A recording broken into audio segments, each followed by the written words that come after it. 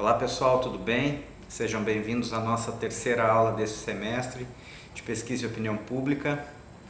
E sem mais delongas, eu já começo dizendo o seguinte: se eu tivesse numa situação face a face com vocês em sala de aula, eu começaria a aula de hoje perguntando o seguinte: qual é a opinião de vocês? O que vocês entendem por opinião pública? O que é opinião pública para vocês? Muito provavelmente alguns colegas chegariam muito próximos do termo no seu sentido original e outros trabalhariam com uma ideia que está mais ligada ao senso comum, né? Aquela ideia de opinião pública que a gente tem no dia a dia. Assim. Eu começo dizendo o seguinte: para estudar a opinião pública é necessário estudar os fenômenos grupais e também individuais. A gente tem que levar em conta esses dois fatores aí quando a gente estuda opinião pública. Então, desde já a gente pode perceber a complexidade do tema, né? A opinião individual, isolada de uma pessoa, certo? Ela tende a mudar, a tendência é de que ela seja muito diferente quando ela está discutindo um determinado assunto em grupo. Então, para estudar o fenômeno da opinião pública, a gente precisa estudar os fenômenos grupais e também os fenômenos da personalidade. Mas já indo direto ao ponto, que vem a ser opinião pública. Obrigatoriamente, o termo opinião pública no seu sentido original, o conceito opinião pública no seu sentido original, ele obedece a 4 fases.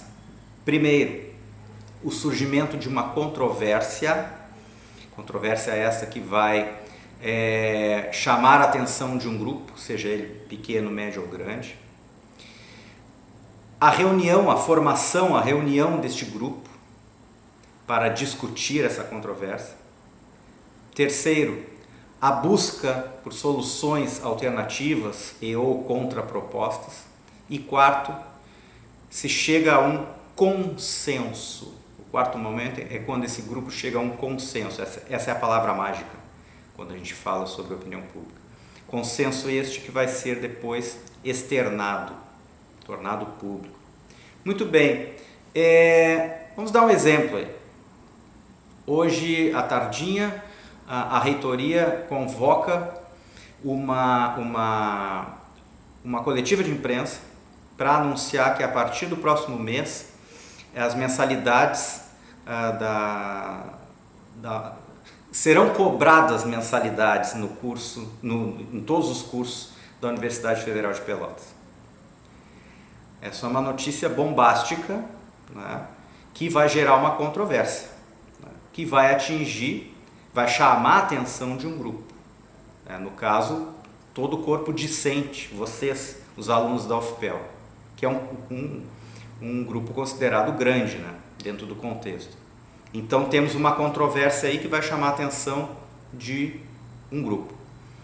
Muito bem, esse grupo, esse corpo discente, os alunos vão se reunir para discutir essa questão, vão procurar soluções alternativas ou contrapropostas, enfim, e por fim eles vão chegar a um consenso. Né? Fechamos nesse consenso aqui, nessa ideia, e posteriormente vocês vão externar essa opinião, certo? Agora vejam o seguinte: para entender um pouco melhor o fenômeno da opinião pública, a gente tem que entender algumas questões ligadas ao ser humano. Tem 3 fatores aí que estão diretamente inseridos nesse processo de formação da opinião pública: a motivação, a participação e o isolamento. Para estudar a opinião pública, a gente tem que entender também, tem que levar em conta também esses 3 fatores. A minha motivação no processo de formação da opinião pública, na discussão, né, a partir de uma controvérsia, ela vai depender dos meus objetivos, né? Se eu tenho objetivos muito grandes, né, eu certamente estarei muito motivado para participar dessa discussão. Muito bem. Se eu estou muito motivado, a minha participação tenderá a ser alta também, né? Então a minha participação vai depender da minha motivação, certo? Vejam bem, eu me formo agora, no último semestre, e a partir dessa medida aí dessa bomba aí que surgiu, né, que as mensalidades serão cobradas, eu não tenho condições, eu trabalho com salário justo, justinho ali, para pagar as minhas contas, para sobreviver, mas eu não tenho condições de pagar a minha faculdade. Então, eu estarei muito motivado, né, para essa reunião, e a tendência, né, é de que a minha participação seja alta, porque eu me formo, como eu disse, no final do ano, certo? E eu não tenho dinheiro para pagar essas mensalidades, certo? Mas eu preciso me formar, que eu já estou com um emprego garantido numa outra cidade, enfim. Então, a tendência é de que a participação dessa pessoa que está para se formar, desse aluno, seja muito grande.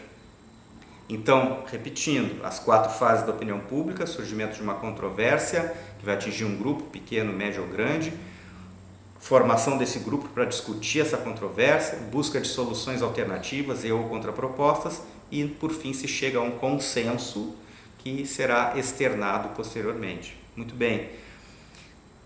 Para isso a gente leva em conta a motivação, que vai depender dos meus objetivos, a participação, que vai depender da minha motivação, né? E o isolamento. Eu posso estar muito motivado para essa reunião, a tendência é de que eu vá participar muito, né, desse processo de discussão, de formação de uma opinião pública, mas, por outro lado, eu posso sofrer algum tipo de isolamento. Nós temos 4 tipos aí que podem surgir, em maior ou menor grau. Primeiro, isolamento espacial.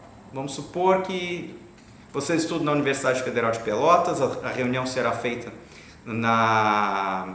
em algum auditório grande para poder comportar todos os alunos, enfim. E alguns de vocês estão vindo da cidade vizinha, Rio Grande, que é separada de Pelotas por uma ponte.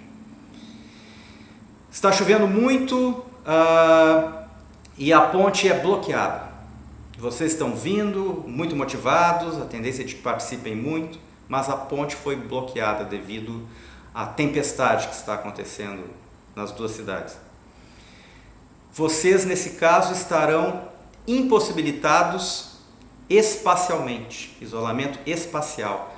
Vocês estarão impossibilitados espacialmente de participar dessa reunião. Ou seja, isolamento espacial é aquele que é provocado por fatores de caráter geofísico, né, que impedem a participação das pessoas no processo de formação da opinião pública. Cai uma ponte ou tá uma tempestade muito grande, é claro, né, que hoje, com as tecnologias que a gente tem, essas tecnologias podem facilitar a vida, né, o processo de participação, mas nem sempre é possível.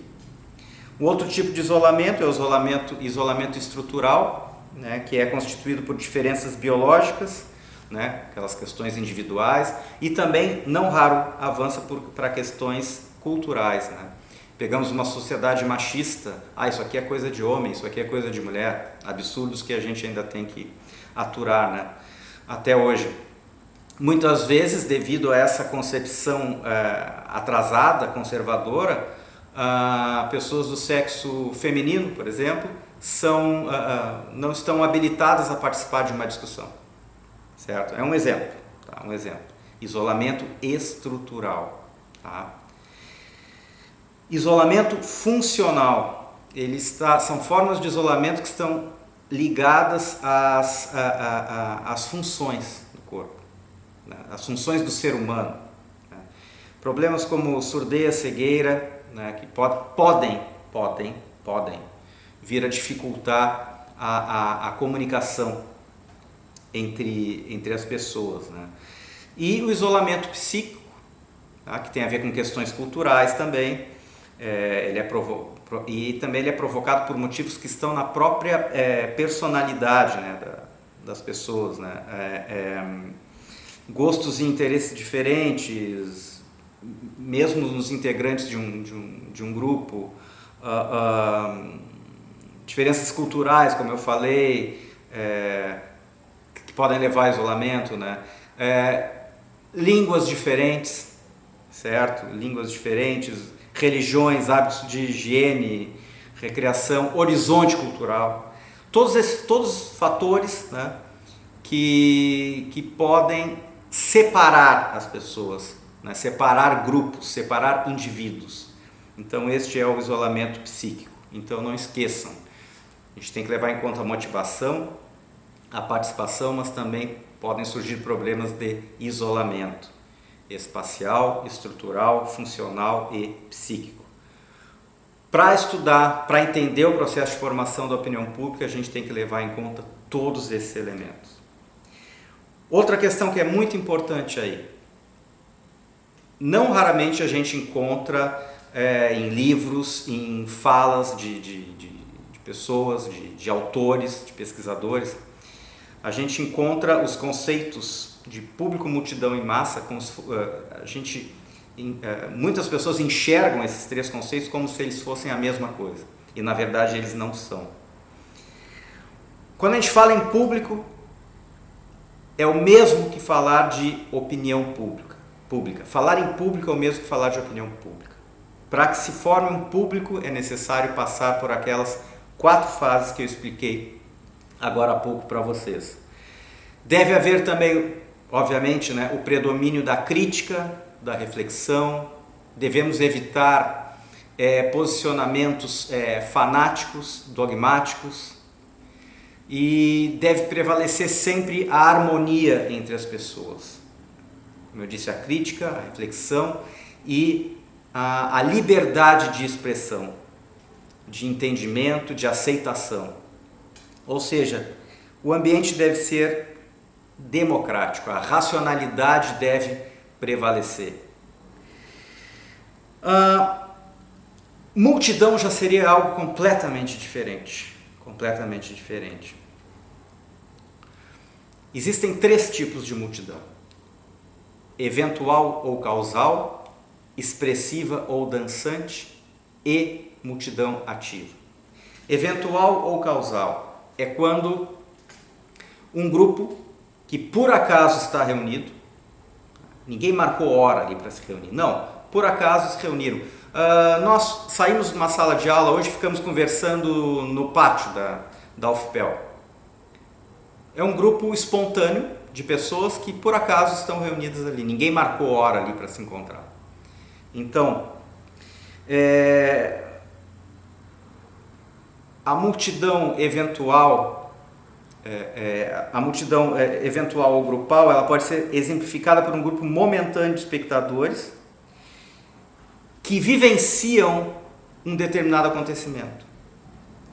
Por exemplo, nós estamos reunidos no final da aula, nos reunimos ali, ninguém marcou nada, simplesmente aconteceu. Nós estamos próximos fisicamente, então há contiguidade física, aproximação física, e nós presenciamos um fato. Por exemplo, 2 carros que estão saindo do estacionamento da UFPEL colidem. Então, multidão eventual ou causal é isso. Um grupo espontâneo de pessoas que está próximo fisicamente, presencia um fato. O segundo tipo de multidão é a multidão expressiva ou dançante. É quando as pessoas descarregam as suas tensões por meio de atos inofensivos. Por exemplo, num show, né? Por exemplo, um show de rock, o baterista começa a tocar o bumbo, tum, tum, tum, e o público começa a bater palma no ritmo ali. Ou num desfile de escola de samba, as pessoas começam a cantar junto, a bater palmas, descarregam as suas tensões em atos inofensivos. Numa passeata, por exemplo. Né? Então, é isso. E com o mesmo detalhe, né? Aliás, essas características valem para os 3 tipos de multidão. Né? As pessoas estão próximas, fisicamente falando. Né? Há contiguidade física, há aproximação física. E o terceiro, um jogo de futebol, por exemplo, Ah, as pessoas que estão na arquibancada, aquilo lá é público, multidão ou massa?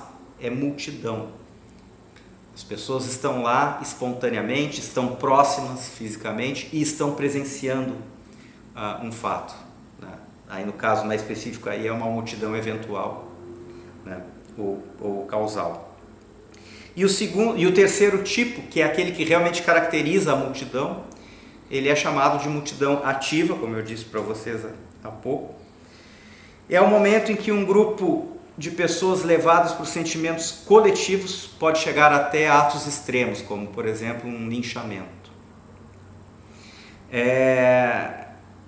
As características: é um grupo espontâneo, característica comum em todos os tipos de multidão, possui contiguidade física, age por impulso, é inconstante, sugestionável e irresponsável. Na multidão ativa, o sujeito pode perder a faculdade crítica, certo?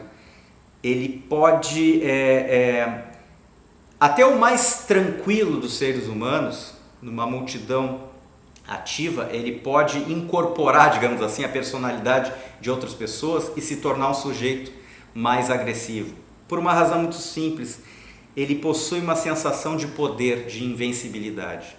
Certo? Então, presenciamos um fato absurdo e as pessoas se revoltam com aquilo e vão até um determinado indivíduo, começam a linchá-lo, e até o mais tranquilo dos seres humanos pode tomar essa mesma atitude justamente porque ele é sugestionável, ele incorpora a personalidade das outras pessoas da multidão ativa.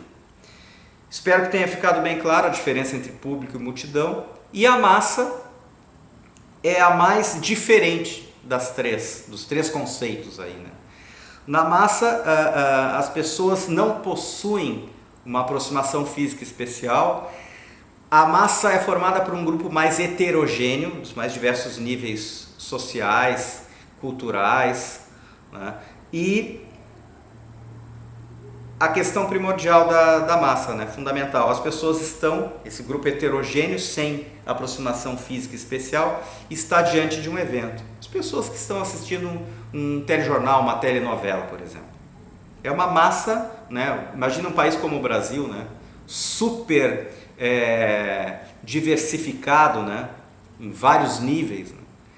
As pessoas que estão assistindo ao mesmo evento, um telejornal, uma telenovela, como eu disse, compõem uma massa, né? E essa massa, como eu disse, ela é bastante heterogênea. Então eu espero que tenha ficado bem claro a diferença entre público, multidão e massa. Voltando à questão da opinião pública, algumas características que são importantes pontuar para vocês. A opinião pública raramente é uma opinião unânime.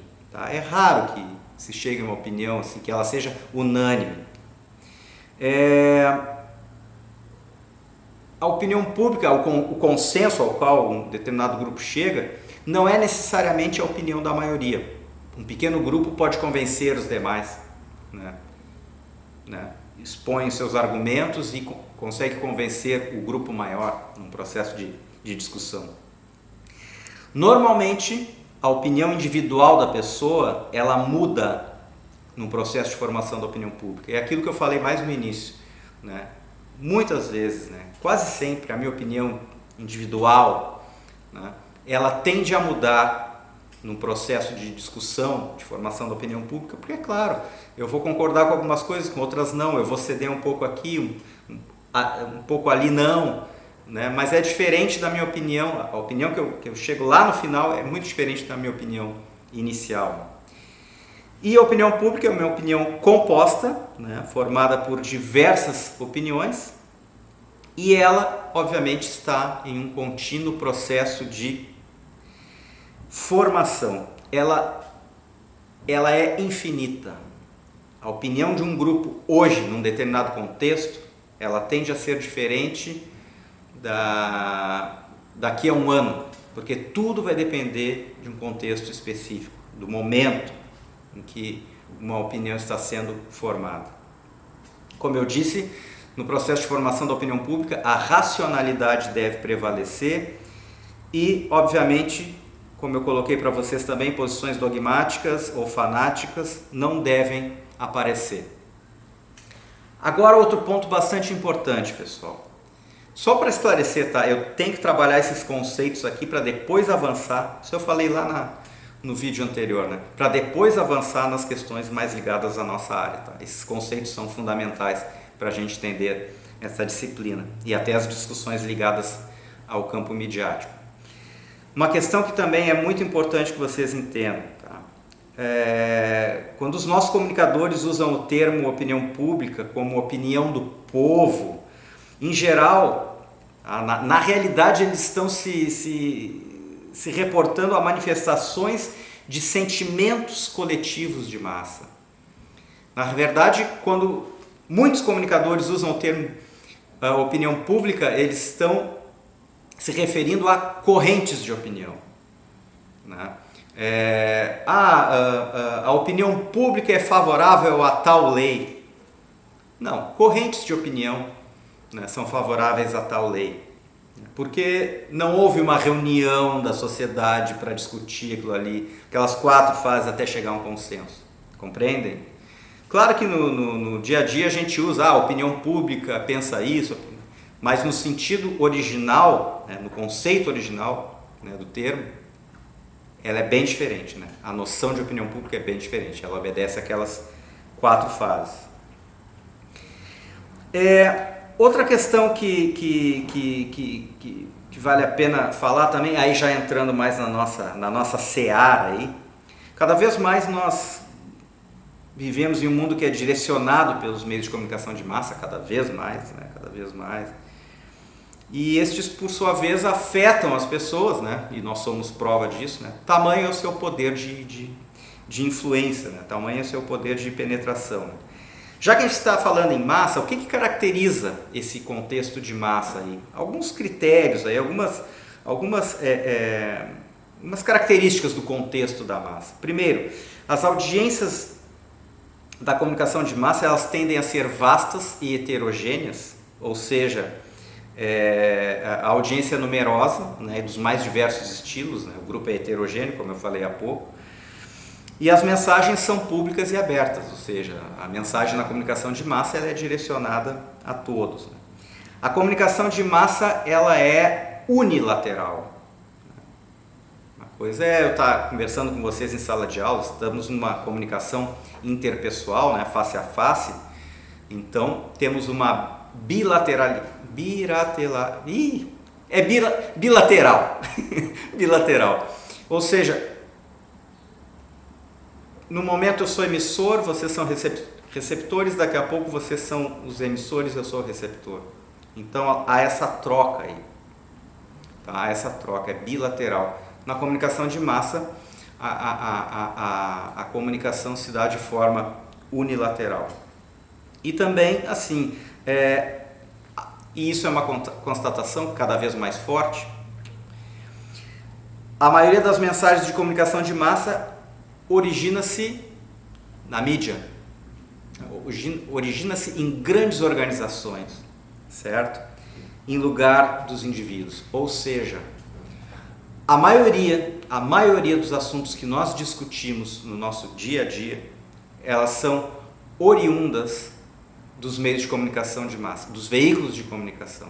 Eu nunca esqueço uma palestra que eu assisti em 2001, na Universidade Católica de Pelotas, palestra ministrada pelo professor Pedrinho Guareschi, e ele disse, ele estava voltando, acho que do seu 2º pós-doutorado com John Thompson, e eles na época fizeram uma pesquisa que constatou que 86% do que as pessoas conversavam lá na Inglaterra advinha dos veículos de comunicação. Na época eu achei, puxa, mas é tanto assim? Mas se nós formos parar para pensar, tudo aquilo que a gente conversa no nosso dia a dia, né, as coisas particulares são minoria. E isso cada vez mais. Né? Outro ponto, assim, algumas diferenças básicas entre comunicação interpessoal e comunicação de massa, só para pontuar aí, tá, pessoal? Como é que se dá a mensagem na comunicação interpessoal e na de massa? Já falei isso, mas não custa pontuar aqui. Comunicação interpessoal, a mensagem é bilateral. A comunicação de massa é unilateral. Como que se dá o contexto da comunicação? Na comunicação de massa também, comunicação interpessoal, falei também, ela se dá de forma direta, né, face a face, e na comunicação de massa há algo interposto, algo fazendo elo, a ponte entre emissor e receptor, a lente da câmera, o microfone e assim por diante.